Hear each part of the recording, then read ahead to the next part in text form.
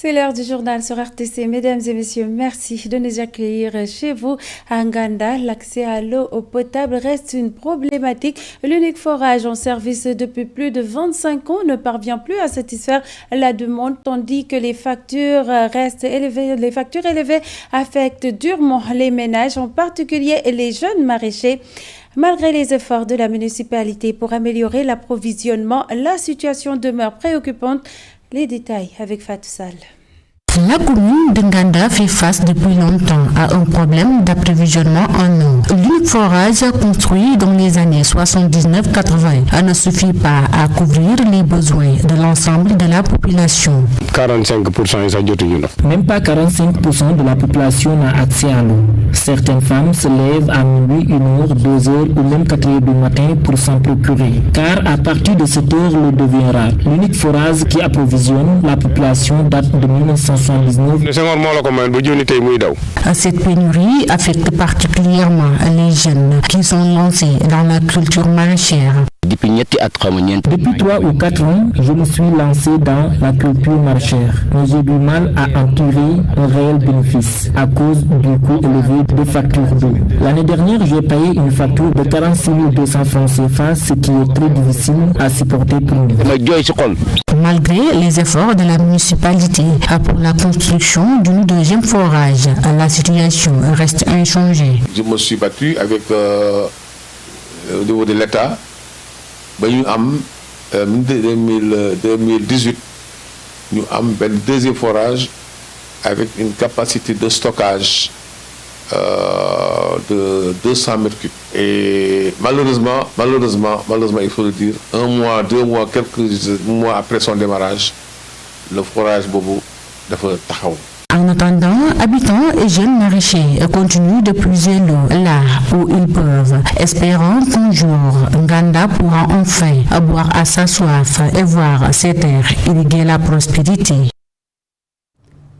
Santé au menu de ce bulletin d'information à Matam. Malgré le rôle central que joue le poste de santé de Taïba qui polarise des dizaines de villages, aujourd'hui la structure est dans un état de délabrement très avancé. Une réhabilitation en profondeur s'impose afin de garantir des soins de qualité. Les habitants lancent un appel aux autorités compétentes pour la rénovation de la structure. Suivons les précisions de Oumar Sall.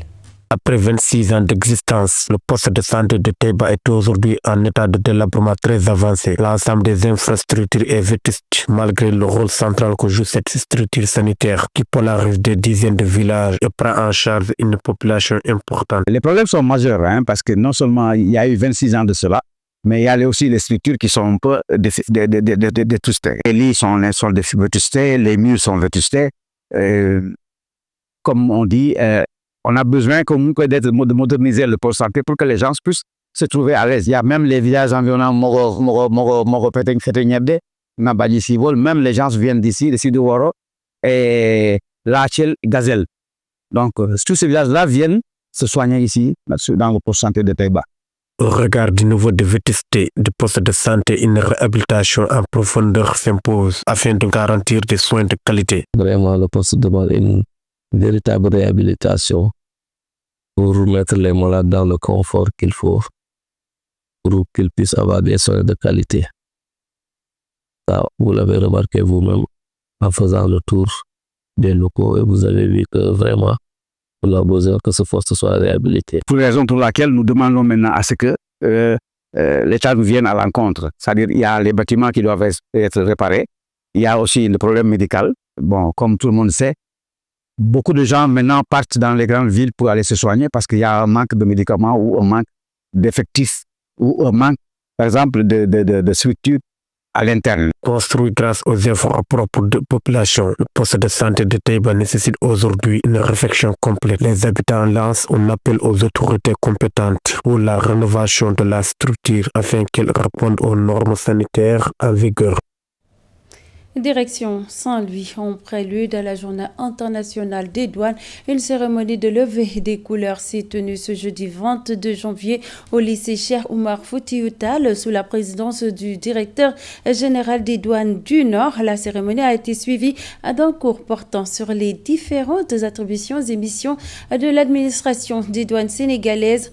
Le colonel Ahmadou Thioye s'est confié à ce propos à Sophie Dramé. L'objectif, c'était de partager avec les élèves les missions de notre service. Notre mission fiscale d'abord, de mobilisation des ressources pour le budget de l'État. Notre mission aussi économique de protection de l'industrie locale par la lutte contre la fraude et donc la contrebande qui crée une situation de concurrence déloyale pour notre économie, pour notre entreprise.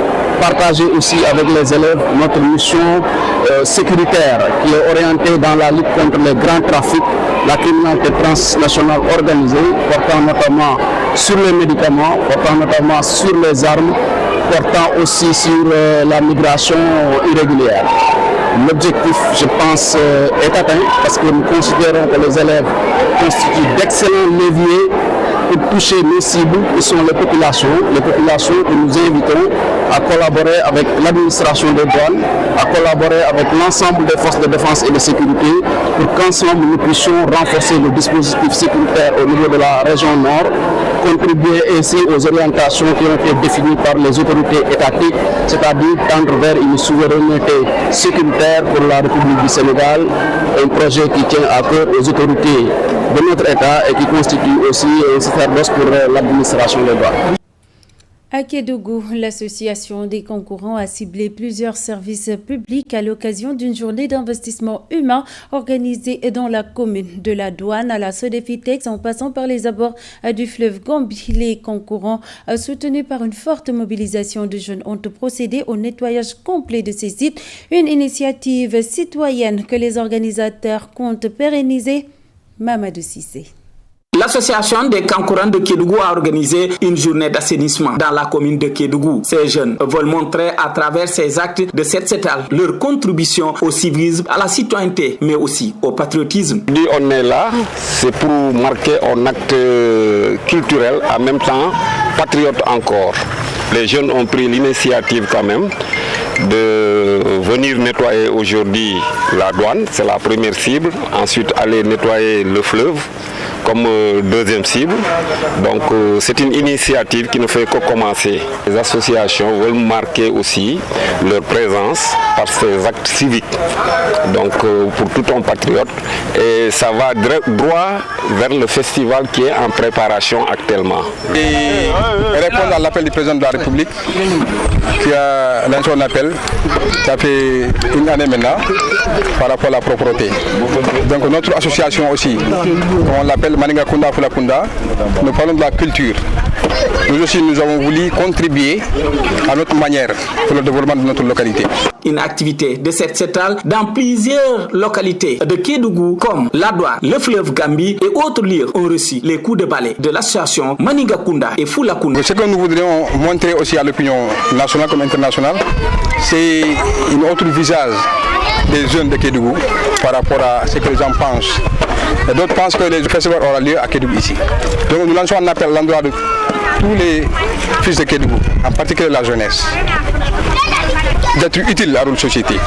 D'abord remercier vraiment les deux associations, à savoir Fulakunda et Bangakunda Culture, car c'est ce que nous avons en commun.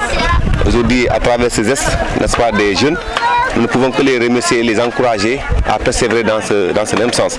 Durant toute la journée pour montrer que ces jeunes aussi ne savent pas seulement que danser, mais aussi savent contribuer au développement économique, social et sanitaire de Kédougou. Cap sur Kaolack à l'occasion du Gamo de Médina Niassène Kermadiabel. La ferveur religieuse s'est accompagnée d'une profonde réflexion citoyenne. Cette 78e édition a mis en exergue le thème la vision de l'islam dans la bonne gouvernance. Un message fort qui a rappelé aux fidèles que l'éthique prophétique et la gestion intégrée du bien commun sont indissociables de la foi. Sékou Diallo nous en dit plus. Cette année, au-delà des recueillements et des prières, la réflexion était au cœur de l'événement. Le thème choisi, la vision de l'islam dans la bonne gouvernance. Il s'agit de montrer comment les valeurs islamiques peuvent guider une administration publique intègre et transparente. L'islam enseigne la neutralité dans la gestion des affaires publiques. À travers les hadiths, nous avons appris que le pouvoir peut se fonder sur l'animisme et non sur l'injustice.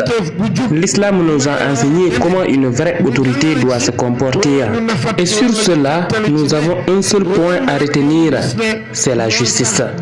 En islam, la gouvernance avec la justice ne peut être qu'utile pour les populations. C'est ce que nous a enseigné le prophète Mohammed sallallahu alayhi wa sallam.